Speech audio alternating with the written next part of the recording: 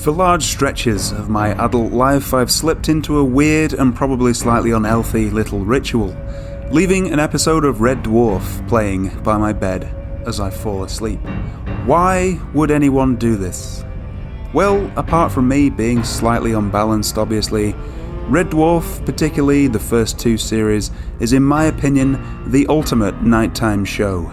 Gentle, sometimes intelligent humour delivered by people I might actually conceivably meet and interact with in my day-to-day life, set against the backdrop of the immense, profoundly indifferent jet-black vacuum of deep space.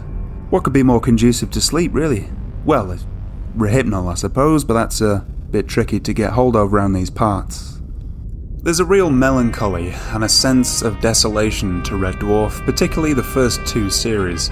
Despite being set in deep space 3 million years in the future, it has an uncanny ability to evoke in me childhood memories of the Britain of the very late 80s and 90s. Red Dwarf first appeared on TV in 1988. I was only 4 then, so I didn't watch it, of course, but some of my earliest TV memories are of watching the Series 3 episode backwards on TV, well past my bedtime, of course, and the experience stays with me to this day. Anyway, amongst other things, the 1980s were a time of continued industrial decline and high unemployment in the UK that saw a relentless hollowing out of industrial Britain. It was arguably the single biggest change to the British economy in the post-war era. It's a continuing saga that was still in its early stages when Margaret Thatcher sent in the cavalry to deal with the striking colliers in 1984. I don't remember this stuff firsthand, obviously, although I do have dim memories of how utterly shite and miserable Manchester city centre was in the very late 80s and early 90s. Images of lichen-stained concrete and perpetual rain are burned into my brain. There's still quite a lot of that in the city centre today, of course, particularly the pissing rain, but now there's also a shiny glass and steel sea of mixed-use high-rise buildings and even a handful of skyscrapers to go along with it. And the complexion of the city has changed pretty dramatically. The inner-city residential areas, however, are still poor as shit, funnily enough. And Manchester is exactly where these early series were filmed. In fact, the recently demolished BBC New Broadcasting House on Oxford Road, to be precise. Anyway, back to the show. Whether it was conscious or not, it probably wasn't. For me, the state of Britain at that time is reflected in the show. The Red Dwarf, a dilapidated, city-sized mining ship drifting aimlessly through deep space. 3 million years has passed. The human race is presumed to be extinct. In the first couple of series, at least, there is nothing out there except for you, me, the cat, and a lot of floating smegging rocks. That's it. Finito. Following a lethal radiation leak, the crew of the Red Dwarf are killed, save for Dave Lister, the last human being alive, who was in suspended animation at the time of the accident. When he's released from suspended animation, he meets a hologrammatic recreation of his dead bunkmate Arnold J. Rimmer, and a creature who evolved from his cat, called simply Cat. Rimmer and Lister cannot stand one another. One is a simple working-class slob, the other is a middle-class, try-hard, perpetual loser. Despite their animosity, there is a certain kind of sweetness to their relationship that is very, very occasionally played out on screen. Despite their robust dislike of one another, Lister and Rimmer need each other. In the cold, dead, meaningless vacuum of space, the person who drives you up the fucking wall like no other is also the only one who is able to keep you going. In the current TV and movie landscape, almost every prominent actor is posh, or at least thoroughly middle class, and generally speaking, they've been machined, like supermarket chipolatas, along the typical boarding school Royal Academy of Dramatic Arts production line.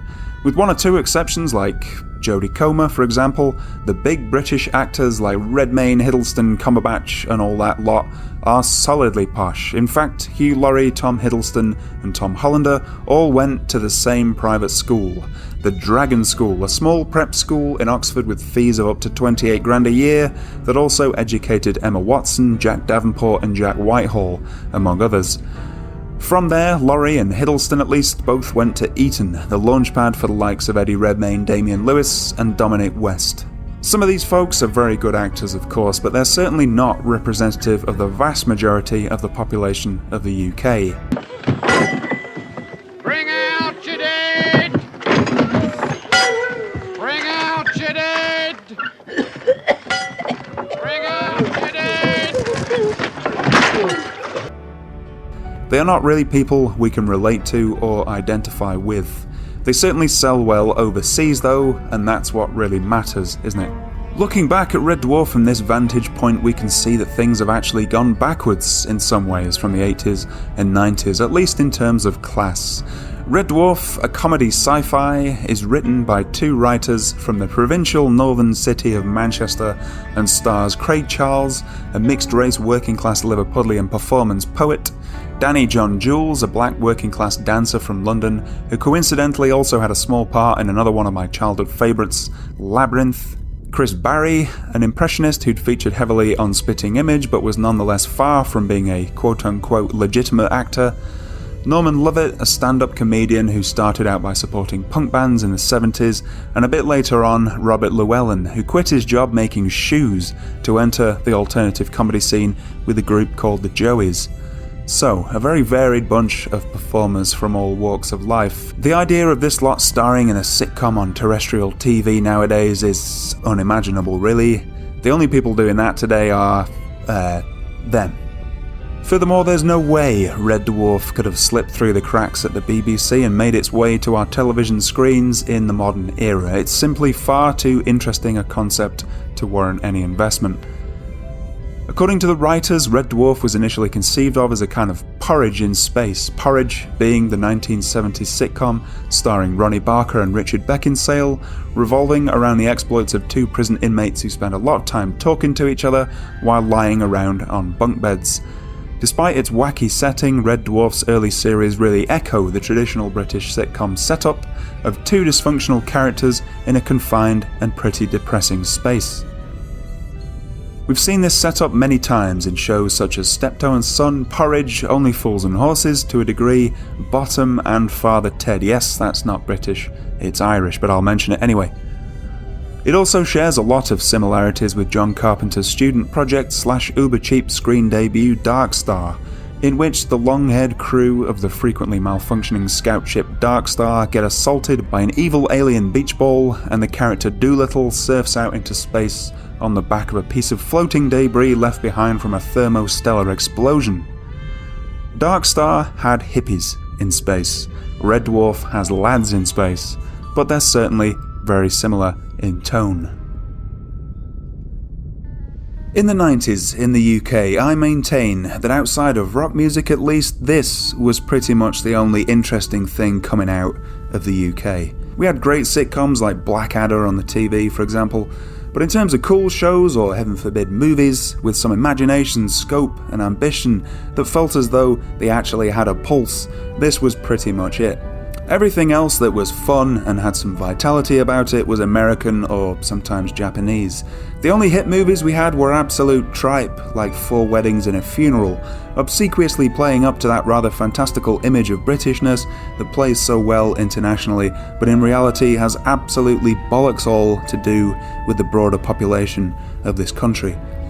Most nights were dominated by those unbelievably bleak and boring TV dramas and completely turd light entertainment shows. In more recent years, things have improved to a degree. I'm not exactly a big fan of them myself, but movie trilogies like Lord of the Rings and the Harry Potter movies had a pretty deep cultural impact, even if only the source material was entirely British. And they even had 1 or 2 accents that came from outside the southeast of the country, would you believe? We had Rockstar making enormously popular video games that, despite their American settings, have a distinctly British sense of humour. Nowadays you have uncompromising, cool as a cue directors like Alex Garland and Ben Wheatley doing whatever the fuck they feel like doing, as far as I can tell. And again, I'm not a die-hard fan or anything, but we've got Christopher Nolan smashing it at the box office with his spectacular, though admittedly very America-centric, IMAX juggernauts. Things are a bit better, yeah, but back then, this was about it. The only thing that I had any real interest in staying up for and tuning into at 9 PM on BBC Two, outside of Blackadder and Bottom, I suppose. Deep space 3 million years into the future is surely the ultimate blank canvas. It is cold, hard reality. In fact, at times it often feels like our characters are sitting around in the afterlife. I mean, quite literally in the case of Rimmer, being a hologrammatic recreation of his own dead self. The Earth is 3 million years away, the human race is probably extinct, and our characters are left drifting around in the void, sifting through the broken pieces of their lives. Our characters spend an awful lot of time sitting around discussing the past, looking back on their lives and reflecting on what went wrong, all the time holding on to the faintest possible glimmer of hope that they might one day make it back to Earth. At the risk of stretching things too far and sounding like a completely pretentious smeg for brains, there's even a hint of something like Waiting for Godot about the early Red Dwarf episodes. In fact, it's probably referenced in the Series 1 episode, Waiting for God. Waiting for Godot is a Samuel Beckett play in which two characters, Vladimir and Estragon, stand around by a leafless tree in the middle of nowhere and engage in a variety of discussions and encounters while awaiting the titular Godot, who never arrives. It's bleak, it's hopeless, it's funny, and it's weirdly kind of magical, as is Red Dwarf.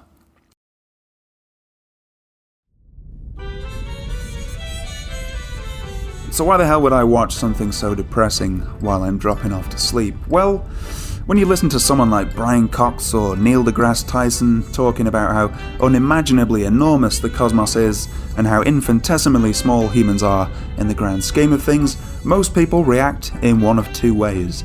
It frightens and depresses some folks, makes them feel lonely and utterly insignificant. Other folks, like me, find it weirdly kind of comforting. It has the effect of putting my own problems and anxieties in context, reminds me how petty many of my concerns actually are, and reminds me of what's really important in life. After all, it's kind of a miracle that any of us are here in the first place, isn't it, really? Spending half an hour in the company of Lister and Rimmer drifting aimlessly through deep space has a similar effect, and it's often very funny too.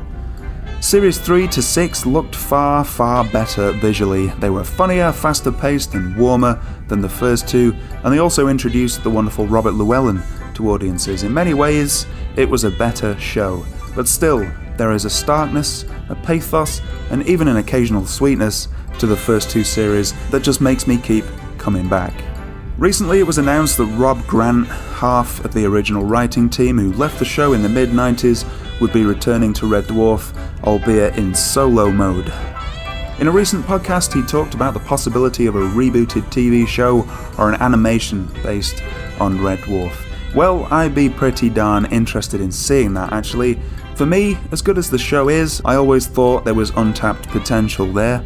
The Red Dwarf itself is a city-sized spaceship, and God knows what lies deep within its rusting bowels. And then there's all the cool stuff that occasionally gets referenced in the show and gets explored in more depth in the Red Dwarf novels, like Titan Zoo and Mimas, where Lister was a cab driver for a time before deciding to enlist with a Jupiter mining corporation. I would love to actually see and spend some time in some of these places, and I don't think the TV show's budget is really ever going to do them justice. Animation, on the other hand, would certainly facilitate this kind of thing, and I think the material suits this kind of mixed media rebooty type structure quite well, actually. Red Dwarf features so many references to parallel universes and altered timelines, etc., that I think it can quite happily house multiple imaginings of the material without having them clash and contradict each other. I've mostly enjoyed the recent series of the show, and I think there's a handful of genuinely great episodes there, but I don't think the show has ever been as funny since Rob Grant left. It's a shame that the pair of them won't be working together again, but at least now the future is interesting. So, until then, please excuse me while I don my little nightcap, play Thanks for the Memory on BBC iPlayer, and drift out once more into the deepest, darkest reaches of the cosmos. Smoke me a kipper, I'll be back for breakfast.